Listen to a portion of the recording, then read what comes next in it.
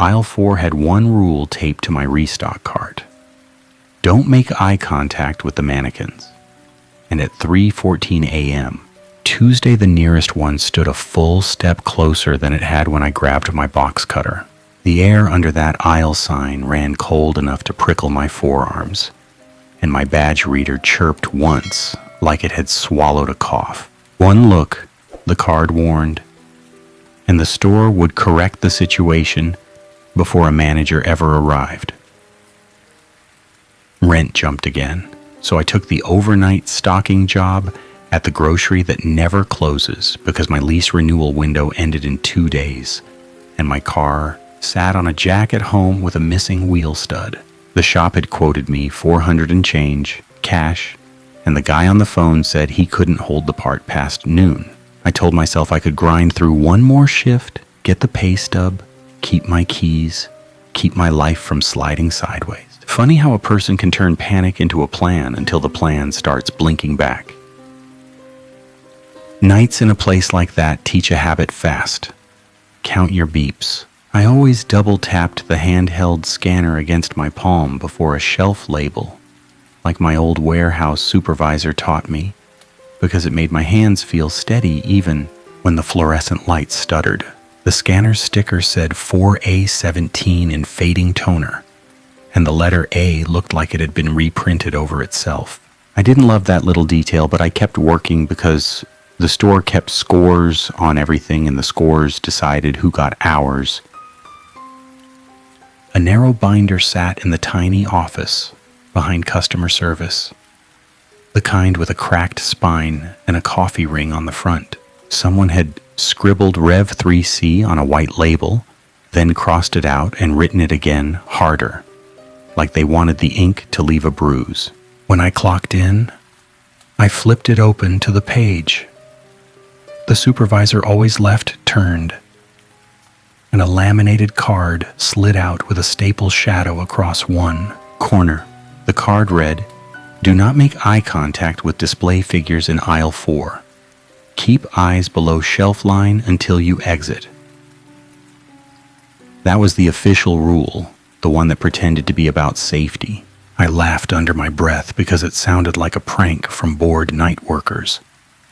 But the laugh died when my handheld scanner buzzed without anyone touching it, and the screen flashed a pop-up.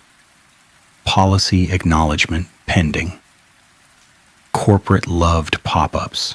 Corporate loved the illusion that consent could be clicked.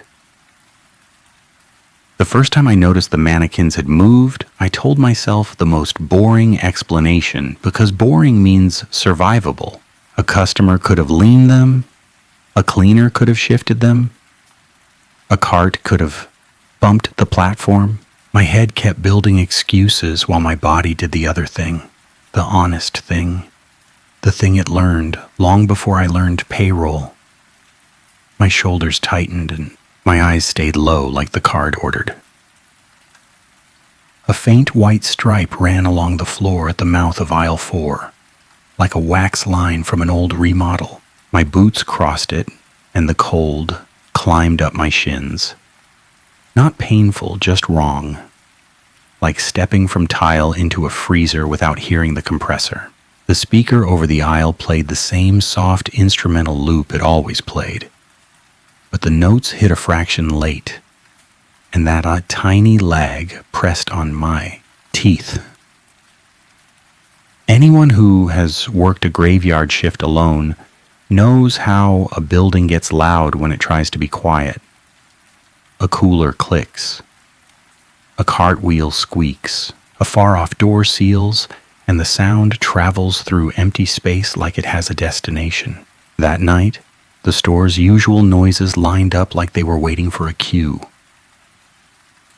Halfway down aisle 4, between the canned soup end cap and the seasonal display, the mannequin stood on a low platform meant for fresh fashion finds. 2 plastic women in summer dresses, 1 plastic man in a jacket he never needed, all of them with the kind of smooth, glossy eyes that don't belong in a grocery store. They faced forward the way I remembered from training, and my first stupid thought was that some marketing team thought human shapes would sell cereal. The second stupid thought arrived with a flash from the ceiling camera.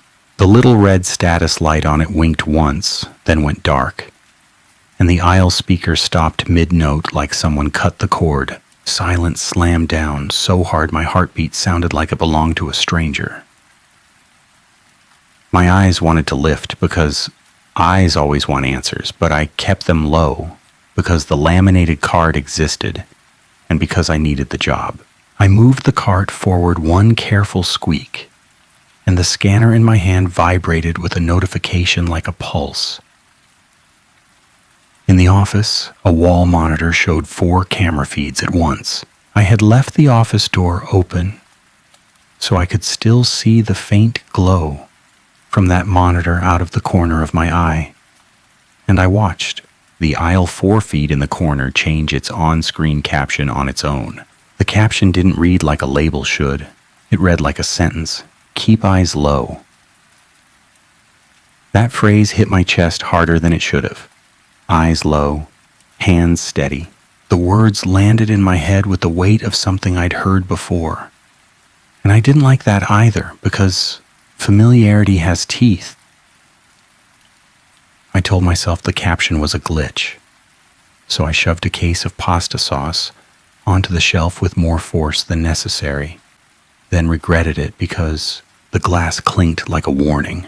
My hands shook. Not a lot, just enough to make me hate myself. So I did that palm tap ritual again and again until the scanner stopped sliding. The mannequin stayed still. That should have eased me. Instead, the stillness felt like a held breath, and my mind started doing what it always does when the world gives it blank space, filling it with worst-case images. A paper slip peeked from behind a shelf tag at knee level, tucked where customers wouldn't look. Someone had folded it tight and jammed it between the metal lip and the price strip, and the paper had a greasy smudge, like it had been handled with sweaty hands. I leaned closer without lifting my eyes to the mannequins, and I pulled it out with 2 fingers like it might bite. In cramped handwriting, the note said, "If the display figures turn their heads, keep eyes low, hands steady, blink behind the end cap, do not trust the office monitor." No signature, no joke, no little smiley face. Just that, and the ink had bled where a thumb had pressed too hard. The note made me angry because it sounded like somebody trying to scare the new guy, and anger is easier than fear. I crumpled it, then smoothed it back out because the words felt too specific to be pure prank. That was my first small lie of the night. I told myself I would report it later, but I slid it into my pocket instead, because reporting weird things had a way of making managers look at the reporter like the problem. A box cutter rasped as I pulled it from my pocket, and the sound echoed in the silent aisle like the building had become hollow. The silence broke a second later when the ceiling speaker clicked back on and the instrumental loop resumed mid-note, perfectly aligned now. The sudden return of normal made my skin crawl more than the silence had. Back in the office, the monitor caption on the aisle 4 feed had returned to normal. Aisle 4. Like nothing had happened. Like the store was embarrassed for saying something out loud. I kept stocking because stopping meant thinking, and thinking meant spiraling. By the time the clock over the pharmacy read 3:31, I had worked through 2 pallets and 1 tray of broken cans, and my confidence had almost tricked me back into routine. Routine has its own gravity. A soft beep came from my badge reader when I passed the end cap. The beep sounded wrong, too long, like it was stretching. My badge hung from a lanyard against my chest, and I pressed it to the reader out of habit. even though I didn't need to enter anything. The reader flashed yellow instead of green, then flashed yellow again, and a tiny line of text on its screen appeared and vanished before I could read it. I made my first mistake because I wanted to know what the reader said, and because curiosity wears the same face as competence. My chin lifted, my eyes rose. The mannequin's eyes caught mine instantly, and the world did not lurch or explode or do any of the dramatic things horror movies promise. The mannequin just looked back with that perfect plastic calm, and my badge reader gave a single sharp chirp, like an alarm trying to pretend it wasn't.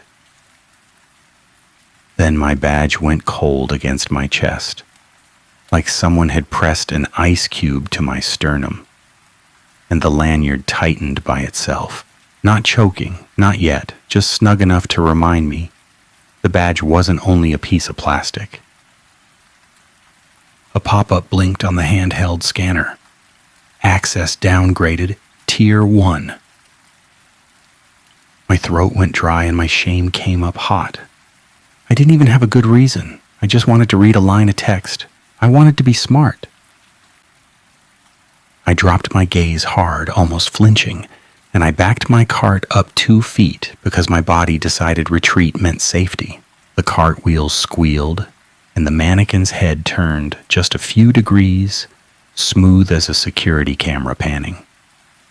Not fast, not threatening in the way a person threatens, clinical like a sensor following motion. My heart ran. My hands fumbled the scanner. I muttered, "No, no, no," under my breath. Because the mouth needs something to do when the brain stalls. The instrumental music above me didn't change, but the notes felt sharper, like someone had turned up the treble. I pushed the cart out of the aisle with my eyes locked on the floor, and when I crossed that thin wax line at the mouth, the cold eased off my legs like it had been waiting for permission to stop. In the office, the binder sat open where I'd left it, and the laminated card lay on top like a dare. I wanted to rip it in half. Then I wanted to apologize to it, which made me hate myself more. Instead, I grabbed the binder and flipped to the back where the supervisor scribbled nightly tasks. A printed email had been stapled to the inside cover. The paper had toner fade at the top, like the printer had run out mid-run. In the middle of the page, embedded in a paragraph, it said the email subject read, "Operational Compliance Update, Overnight Merchandising," routed through something called the Retail Safety Queue. The email included one line that jumped off the page. "Do not engage with display figures. If eye contact occurs, remain in aisle 4 until a manager clears the incident." That line didn't match the laminated card. The card told me to keep eyes low and exit. The email told me to stay.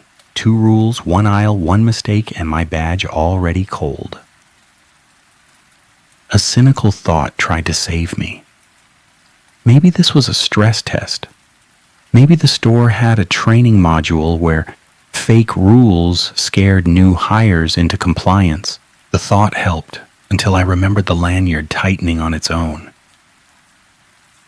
The store's intercom crackled once, like someone had keyed a mic, then went quiet.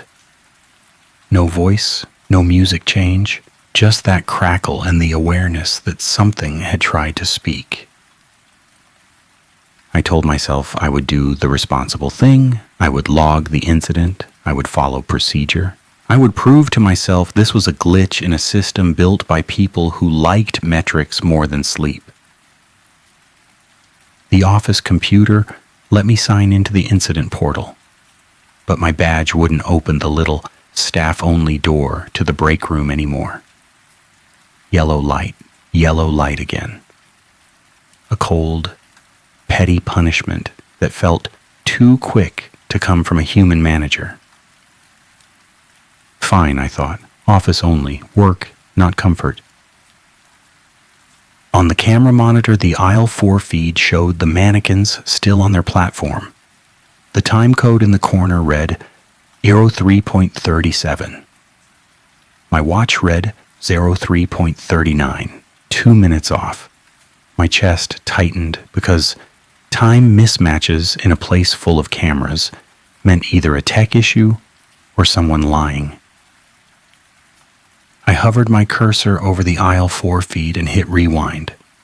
The video jumped back 10 minutes, then stuttered, then played. In the recording, I watched myself push the cart into aisle 4. I watched my head lift. I watched my eyes meet plastic eyes. Then in the same frame, I watched the mannequins move. Not like a person stepping down from a platform, not like a prankster in a suit. The mannequins slid forward without their feet lifting, like the floor had become a conveyor belt for bodies. One of them covered the distance between the platform and my cart in a single second, and the camera auto exposure failed exactly around its face, washing the eyes into 2 bright ovals. My stomach rolled, and I had to swallow twice because my throat wanted to reject reality. My hand reached for the binder edge like it could anchor me. A new caption blinked onto the camera feed for 1 frame, then vanished. I rewound and paused, until I caught it again. The caption was blocky, like old closed caption text, and it read, "Employee intake." No one programs a grocery store camera to say that, not for normal reasons. I didn't notice it then. The tiny half-moon scrape on the floor at the base of the platform, like something heavy had been dragged in a circle, and I paid for that blindness later. The office computer chimed, and a pop-up alert appeared on the screen with the store's generic blue logo. The alert window had a hairline crack running through the corner, a screen damage line that made the whole thing look sick. In the body of the alert, it said, "If a display figure approaches within 1 cart length, blink twice and continue task to avoid escalation." The line looked like help. The line looked like safety. The line looked like corporate trying to pretend it cared. My hands hovered over the keyboard. My mind latched onto that instruction like it was a rope, and I hated myself for it, because part of me already knew ropes can be traps. The scanner in my hand buzzed again. The task list refreshed with a new item. Aisle 4, facing correction. My feet moved before my better judgment caught up, and that's how traps work. They let competence impersonate obedience. Aisle 4 waited, colder now, and the instrumental music shifted to a lower key like the store had a mood. I kept my eyes low, hands steady, because repeating the phrase gave me something to do with fear. The mannequins stood where they'd stood, until the second my boot crossed the wax line, and the speaker cut out again. Blinking became a problem the way breathing becomes a problem when someone tells a person to stop. My eyes burned. My lids twitched. The pop-up instruction echoed in my head. Blink twice and continue. I tried to be clever. I turned my face toward the shelf so my eyes wouldn't meet theirs. Then I blinked twice fast like I was swatting a gnat, and I shoved a case of cereal into place with my shoulder to keep moving. The shelf labels fluttered, not from airflow, from something passing close enough to disturb paper without touching it. A soft scrape whispered behind me, and the sound made my skin try to crawl away from my bones. My mind shouted one thing, "Do not look," while my body did another, the old animal thing, The thing that turns toward a sound. The laminated card's words snapped into focus in my memory, and I clung to them like a prayer, even though I didn't pray. No eye contact, eyes below shelf line. I stared at the toes of the mannequins, and even that felt like cheating. Plastic feet, plastic ankles, the edge of a platform. Another scrape, closer, and a faint click like a camera shutter from inside a throat. The aisle's cold pressed into my lungs, and my breath turned shallow. Panic tried to climb my spine, so I forced my thoughts into a narrow channel. Evidence, proof, log it. I backed out again, slow, my eyes fixed on tile, and when I crossed the wax line, the speaker came back on with a cheerful jingle that sounded cruel now. My badge warmed slightly, which made me realize the lanyard had been tightening without me noticing. I touched it, and my fingers came away damp with sweat. In the office, I opened the incident portal and typed with shaking hands, then deleted half of it because the words looked stupid on a screen. The system asked for a witness statement, and I almost laughed because the store already had cameras. The store didn't need my words. The store wanted my compliance. I attached a screenshot of the employee intake caption, and when I hit submit, the portal spun and spun until the page refreshed and acted like nothing had been uploaded. No confirmation, no ticket number, no record. My stomach dropped, and the most adult fear I know took over. Not the fear of being hurt, but the fear of being erased while still alive. The intercom crackled again, and this time a voice came through, smooth and calm like a training video. Overnight associate, return to aisle 4 for correction. Management en route. The voice didn't say my name, which should have comforted me. It didn't. It meant the voice didn't need to know my name to find me. A shadow moved on the camera feed. Just a change in light at first, then a darker shape sliding down aisle 4 like a stain.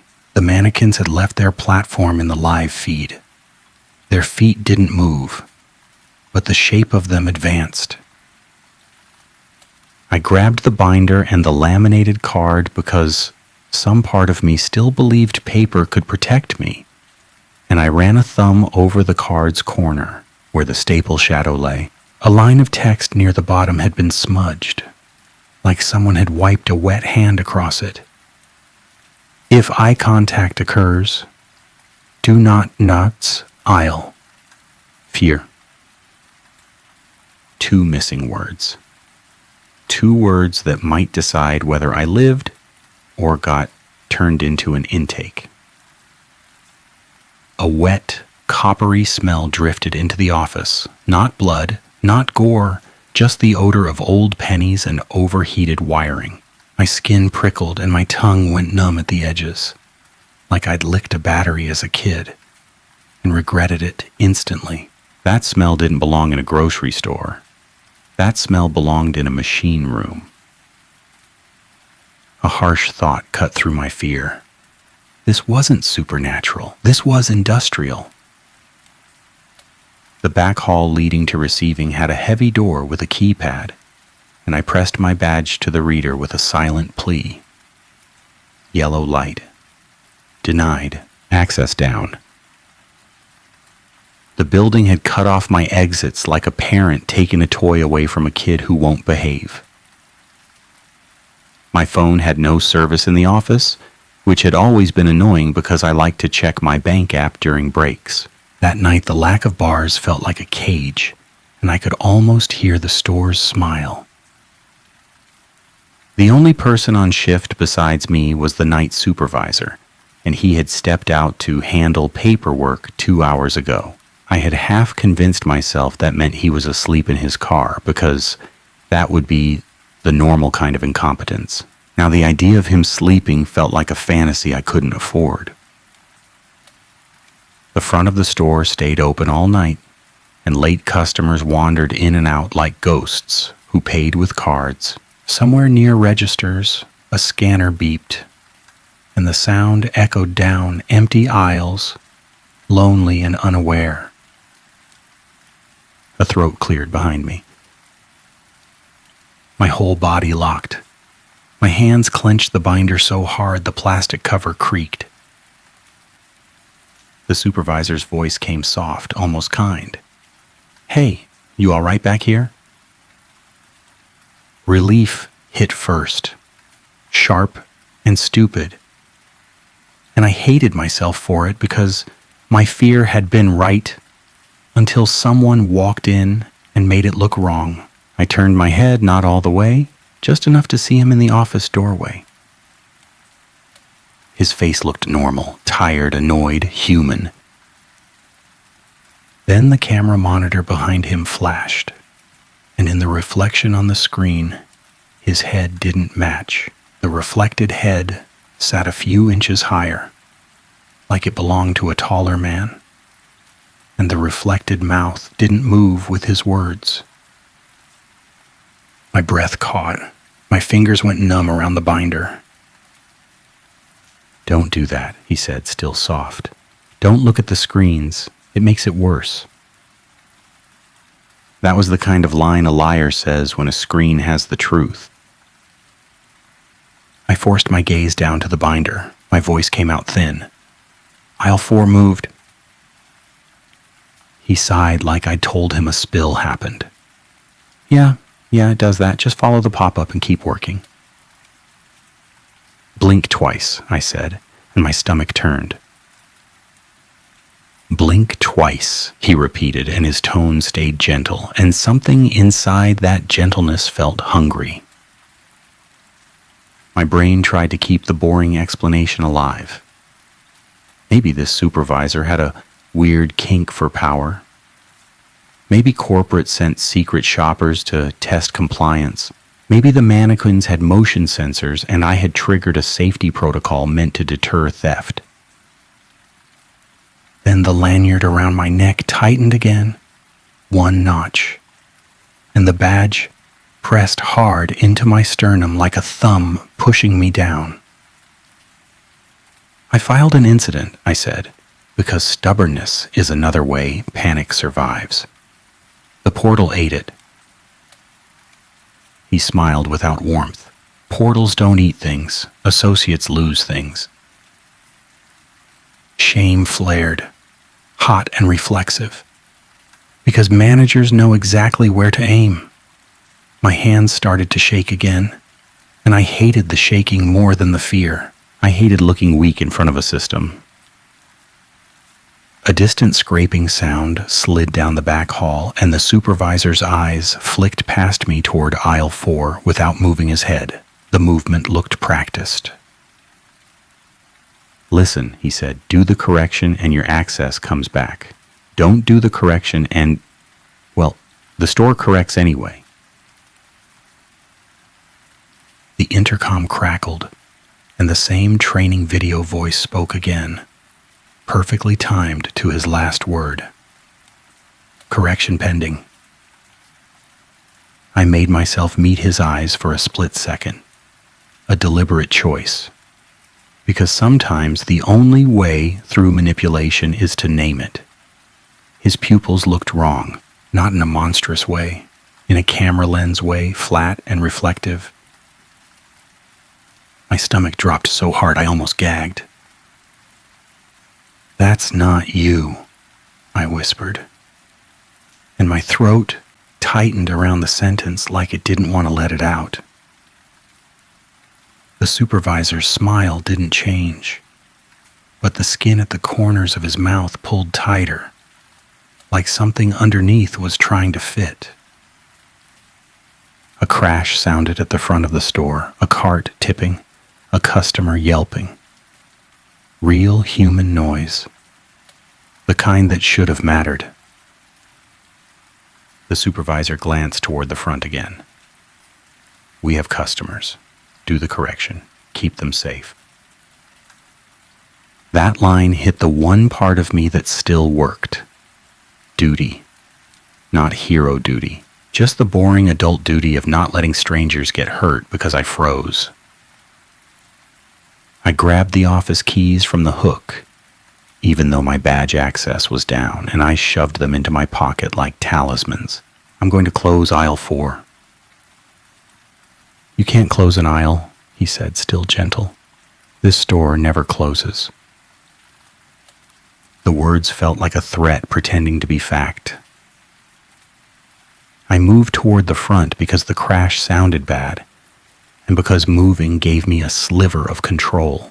My boots hit tile, and the store's normal hum returned in layers. Refrigeration fans, distant music, register beeps. Every sound felt staged now, like the building could turn them off whenever it wanted. Near the produce section, a woman in a hoodie knelt by a spilled display of apples, gathering them with shaking hands. She looked embarrassed, more than hurt, and my chest tightened. Because embarrassment is such a human thing, such a fragile thing. A mannequin stood 10 feet away at the end of aisle 4, half hidden behind a promotional stack of chips. That mannequin hadn't been there when I walked up. The woman didn't look at it. She didn't even register it. Ma'am, I said, keeping my eyes on the floor between us because the rule had infected everything now. Stay by the registers. Someone will help. She frowned. Who are you? I'm staff, I said, and the lie tasted sour because my badge no longer agreed. Please. She hesitated, then nodded and pushed her card away. Relief loosened my chest for a second. A small competence win, and it cost me time because every second I spent acting normal let the mannequins get closer. A voice spoke from behind the customer service desk, low and strained. Hey, are you okay? I recognized the voice as the cashier scheduled overnight, the one who always looked half asleep, but smiled anyway. I had only met her once, but her name tag had stuck in my mind because it made her real. Mara stood behind the counter, eyes wide, hands gripping the edge like she might climb over. Something's wrong with aisle 4, she said. The guy walked in and didn't walk out. My mouth went dry. How long ago? She glanced at the register clock. 5 minutes, maybe less. The camera feed flickered, and now the aisle light looks colder. Stay behind the counter, I said, and my voice came out too sharp. I softened it because she deserved that. Lock the tobacco case. Don't leave. Why? She asked, and fear cracked her voice. I wanted to tell her everything, but words felt dangerous, like the store listened through vents. I settled for the simplest truth. The store watches. Mara swallowed. Of course it watches. That line landed like a punch because it was so ordinary. Workplace anxiety made into a joke, and now the joke had teeth. We moved together toward the edge of aisle 4, and my stomach twisted because the binder email had said to remain in aisle 4 after eye contact. It hadn't said anything about bringing another person close. The handwritten note had warned about the monitor, and the supervisor had told me not to look at screens. And I had looked anyway because screens had proof. The moral choice hit like a wall. Keep Mara away and let whatever happened happen to the customer, or go in and risk dragging her into it. My voice went low. Listen, stay here. Don't cross the wax line. Mara stared at the floor. Wax line? The store lights above aisle 4 dimmed, not all at once, but like a slow blink. The mannequin at the end cap slid 1 inch forward, and the movement made no sound. Mara gasped, a small, sharp sound that cut through the hum.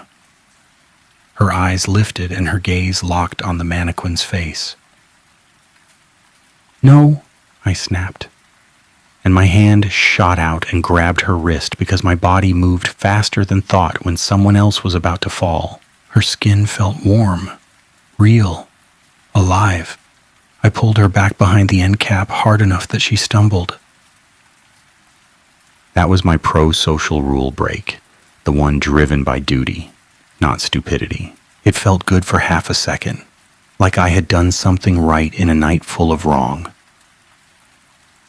Then my badge reader chirped twice, loud, and Mara's register screen behind us flashed a warning I could see in my peripheral. "To associates present, escalation."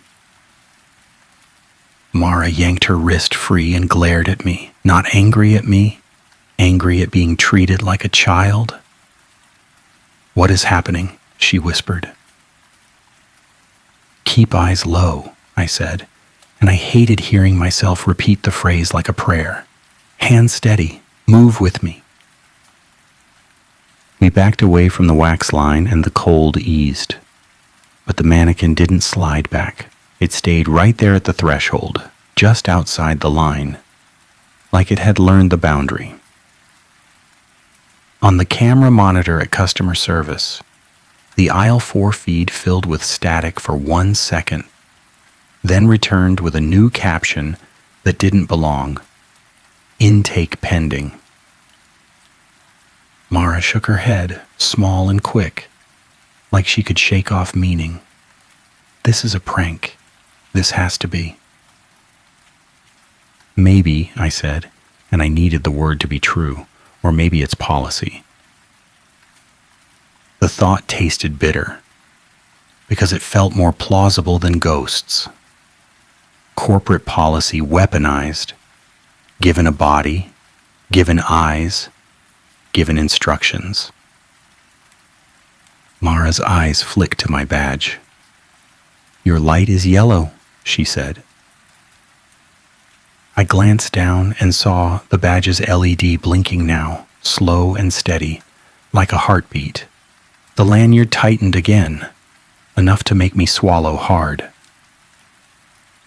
A theory formed, ugly and practical. The mannequins weren't hunting randomly. They were responding to metrics. They were responding to eye contact like a trigger. I chose the human explanation because choosing the human explanation made me feel smarter.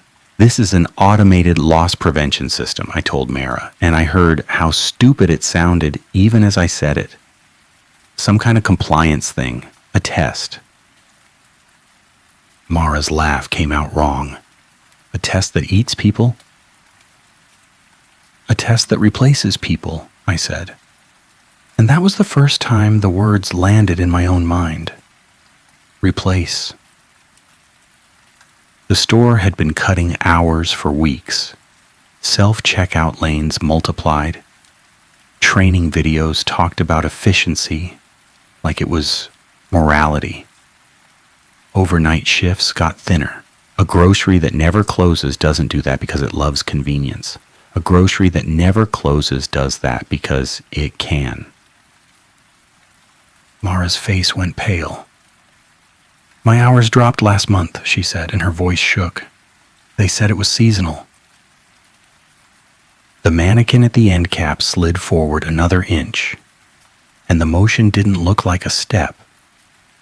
It looked like gravity had been reassigned. A new pop-up alert flashed on the customer service computer. To prevent escalation, guide affected associate to aisle 4 for correction. Guide, like a dog, like a package. That instruction was the trap rule, and I could feel it in my bones. Follow it and the system wins.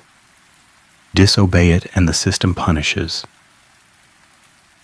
I ran a test because competence is my religion, even when religion hurts.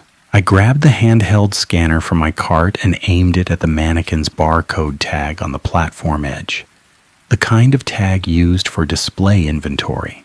The scanner beeped and displayed a product code, EMP unit, then a string of numbers that made no sense for merchandise.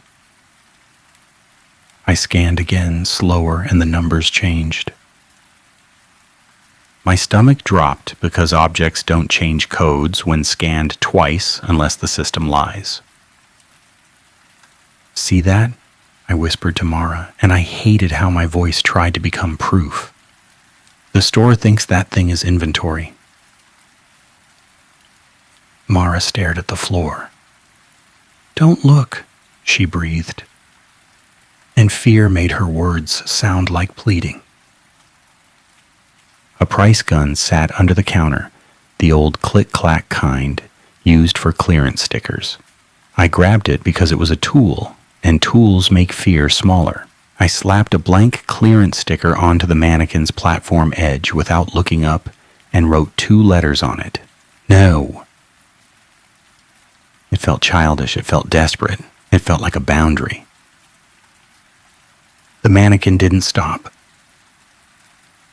The office door at the back hall clicked, and the supervisor's voice called out, calm again.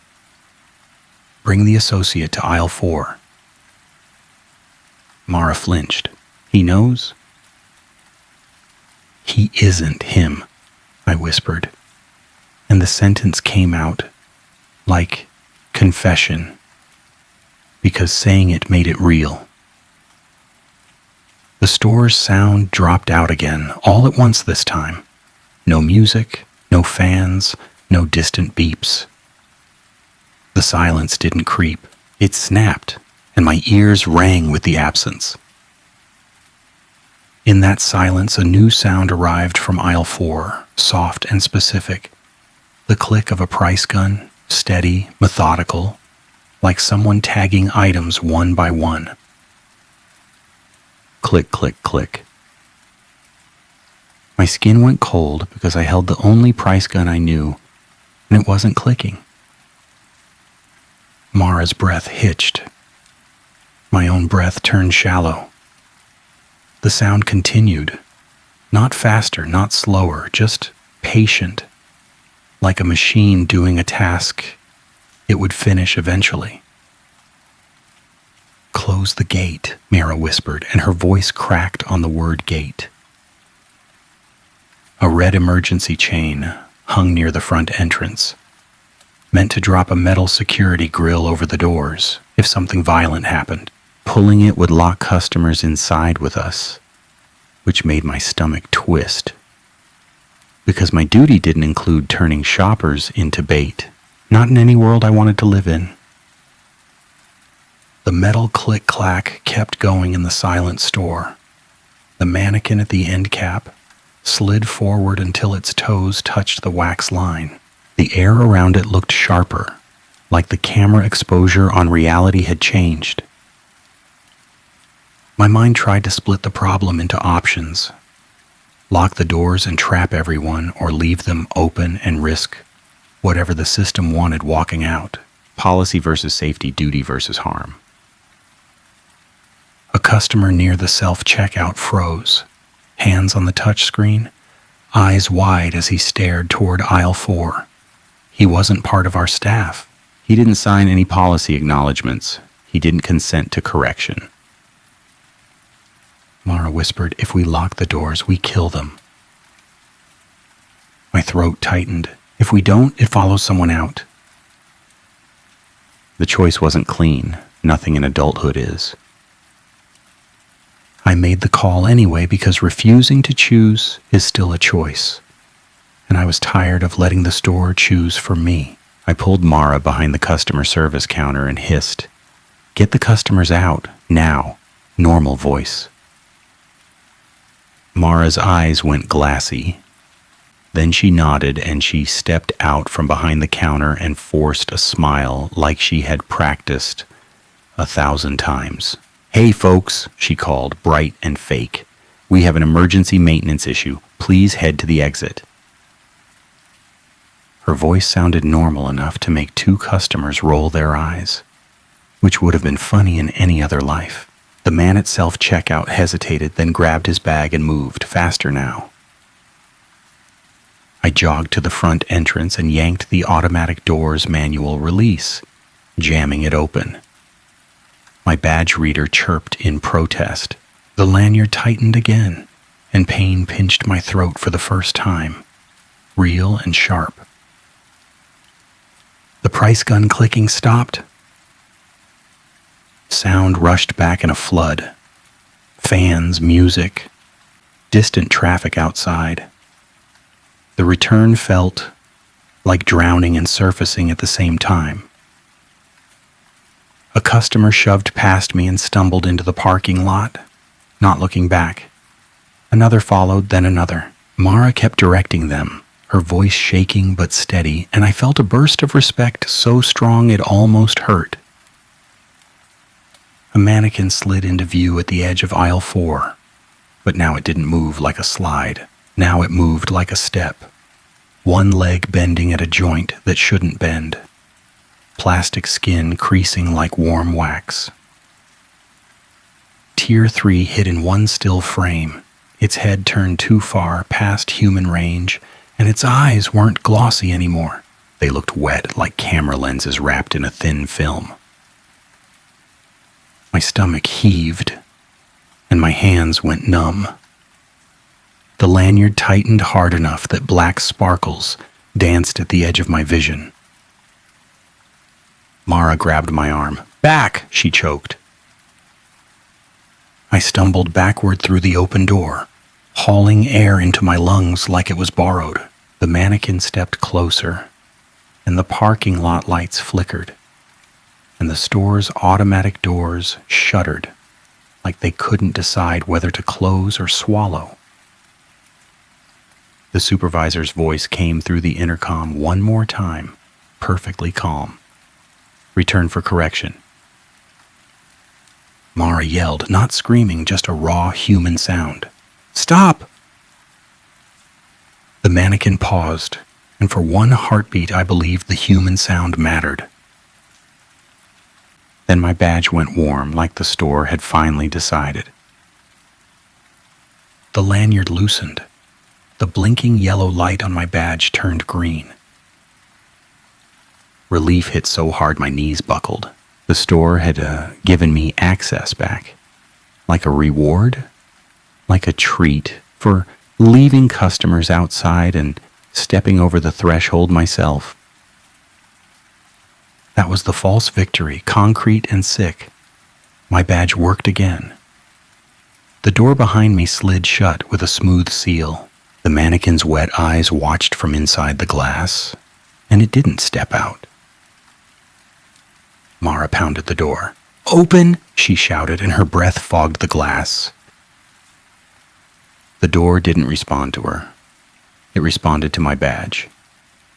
The system had chosen a side. My hands shook as I pressed my badge to the exterior reader. Green light. Unlock.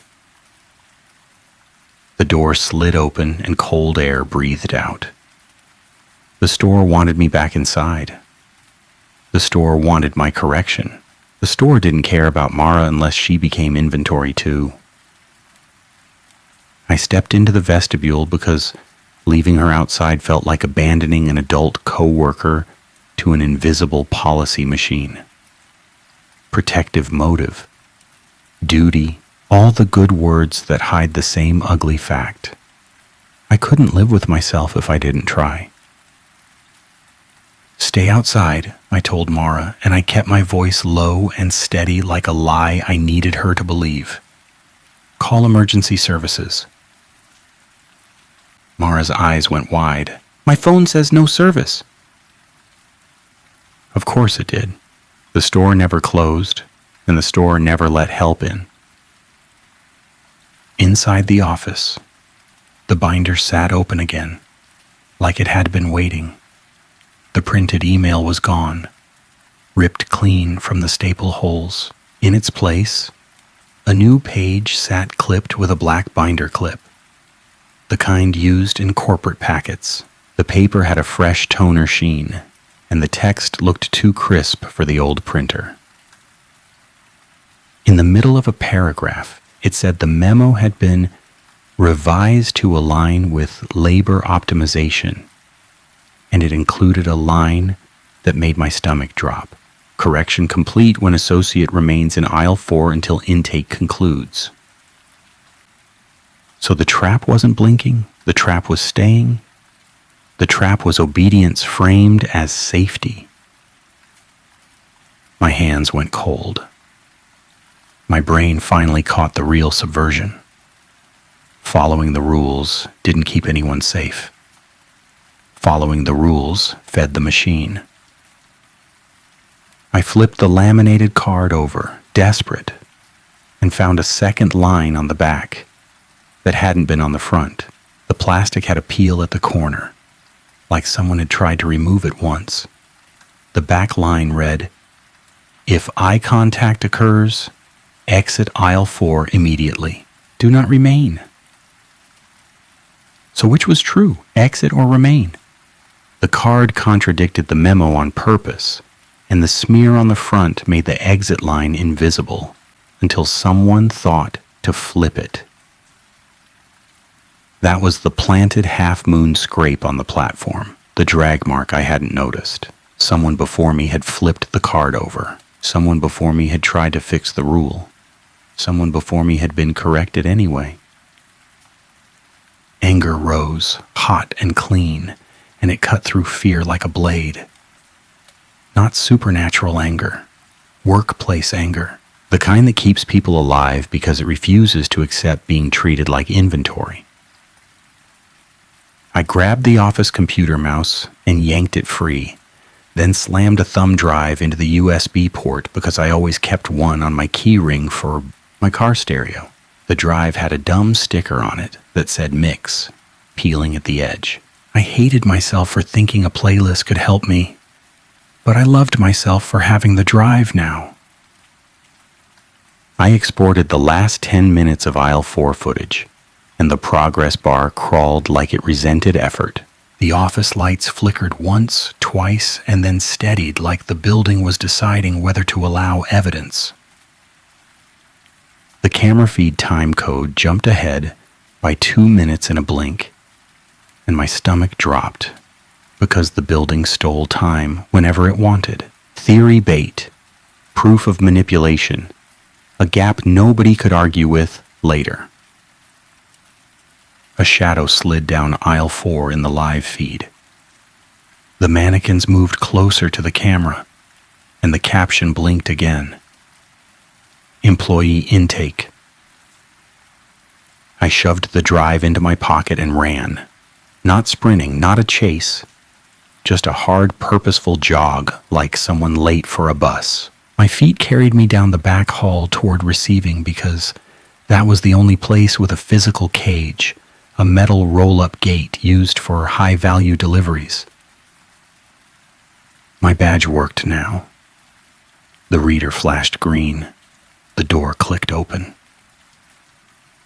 Cold air hit my face as I entered receiving, and the smell of cardboard and diesel clung to the concrete.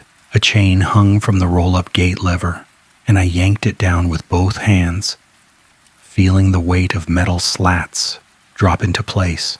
The gate sealed with a harsh clang, and the sound felt like a win. For 3 seconds, the building stayed normal.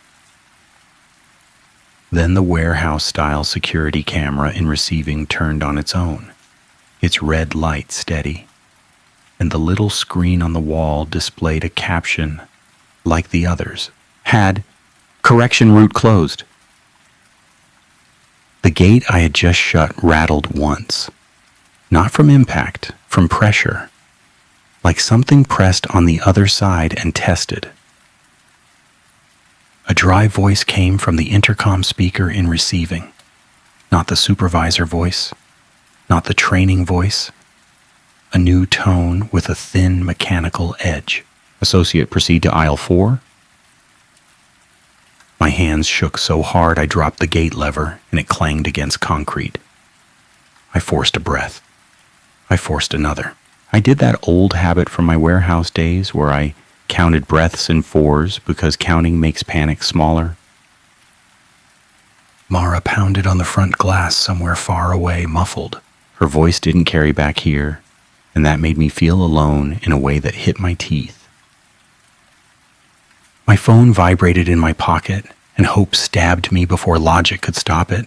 The screen lit up with a message draft window. No service still, but the draft existed like a promise. I opened the email app anyway and typed the only subject line that felt honest. Aisle 4 correction. I attached the video file from the USB drive as a link because attachments wouldn't send without service. And I wrote a short note with shaking thumbs. Not poetic, not heroic, just clean confession. If this sends, don't work overnight. Don't look at the display figures. The store corrects people. I hit send, and the app spun, and for a second it looked like it would fail like everything else. Then the message vanished from Outbox. Relief tried to rise, then died when I checked sent and found nothing. The email hadn't failed. It had been moved, the folder list refreshed, and a new folder appeared at the bottom with a name that made my stomach drop. Intake. The store didn't block my warning. The store filed it. I laughed once, sharp, ugly. Of course, I said, and my voice sounded like someone I didn't like. The gate rattled again, harder. The metal slats flexed, and a thin strip of cold air slipped under like a breath. A soft click came from behind me, price gun. One click. I spun, and my body went hot with adrenaline, and the receiving camera feed on the wall showed something that shouldn't fit in frame. A mannequin stood behind me in the video, close enough that its shoulder filled half the screen. But when I turned, the concrete behind me was empty. The camera caption blinked. One frame. Unit deployed. My breath caught. My hands trembled. My brain tried to choose between two impossible truths. Either the camera lied, or something existed only through the camera. A reflection in the small office window beside the dock door showed a face that wasn't mine, eyes wet and round, mouth unmoving. The reflection didn't match my movements. The reflection's head tilted too far like the earlier still frame. My stomach turned. My throat tightened. The lanyard around my neck warmed again, and the badge pressed to my chest like a hand. I made a decision that felt like sacrilege. I looked up. Not at the mannequin directly, not into its eyes. I stared at the camera lens above the dock door, hard and deliberate, like I was challenging the system that watched. If eye contact triggered intake, maybe the camera was the real eye. Maybe the rule about mannequins was misdirection. The camera's red light flickered, and for 1 second the entire receiving feed went black. When the feed returned, the caption read, "Eye contact confirmed." My badge lanyard jerked tight. Pain snapped across my throat. I gagged, grabbing at the strap, and my fingers slipped on sweat. A thin, flat sound came through the intercom, like a printer feeding paper. Correction begins. I forced myself to think of Mara outside, pounding on glass, and I let that duty turn into motion. My hands fumbled the box cutter open, not to fight, not to hurt, just to cut fabric. I sliced the lanyard strap at my neck with one rough motion, and the strap snapped free. The badge dropped to the floor with a clack that felt like a boundary being crossed. My throat burned. My breath came in harsh pulls. The store's lights flickered, and the cold surged, and the gate rattled like it wanted to applaud. I grabbed the badge off the floor anyway because leaving it felt like surrender, and I shoved it into a cardboard box marked returns because irony kept me sane. Then I did the only containment action left. I locked myself in the small receiving office, shoved a metal filing cabinet against the door, and taped the peeled, handwritten note onto the glass with trembling hands so I could see the words without trusting screens. A new message appeared on the office computer monitor, even though I hadn't signed in. In the middle of a paragraph, embedded like corporate trying to pretend it was polite, it said, "If you have seen the spiral symbol before, do not ignore it."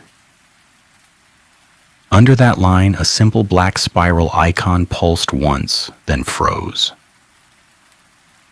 My breath hitched. I had seen that spiral on something earlier, and my mind finally grabbed the memory.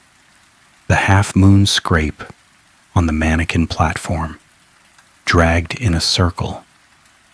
Not random, a symbol made by friction. The store wasn't hiding its pattern. The store was repeating it. Mara's voice came faint through the front of the building, muffled but real. "Hey, hey!" I shouted back, voice raw. "Leave, don't wait!" Silence answered. Not her silence, the building's silence. Fans cut, music cut. The world narrowed to my own breathing, and the slow, soft click-clack of a price gun somewhere on the other side of the office door. Steady, patient. Click, click, click. I pressed my palms flat on my thighs because I needed to feel my own body. My hands shook anyway. A final thought landed clean and devastating. The store didn't correct mistakes. The store corrected disobedience. I grabbed the USB drive from my pocket and shoved it through the thin gap at the bottom of the office door, pushing it out into the main, receiving area like an offering to the only witness that mattered, the outside world. The drive slid out of sight. The price gun clicking stopped. A soft scrape sounded right outside the office door, and the filing cabinet shifted an inch as something leaned on it. Not a shove, a test. My voice came out hoarse. Eyes low, hands steady, I whispered. And the phrase felt ridiculous now, like a child's rhyme whispered at a machine. The intercom spoke one last time, training video calm. "Associate, correction complete." The door handle turned, smooth and quiet, and the cabinet moved again. The latch clicked. Mara's pounding hit the front glass again, frantic now, and I realized the building had never let her leave. It had only let her think she could. The last thing I saw on the office monitor before the screen went black was my drafted email sitting neatly filed in the intake folder, time-stamped 2 minutes earlier than when I typed it.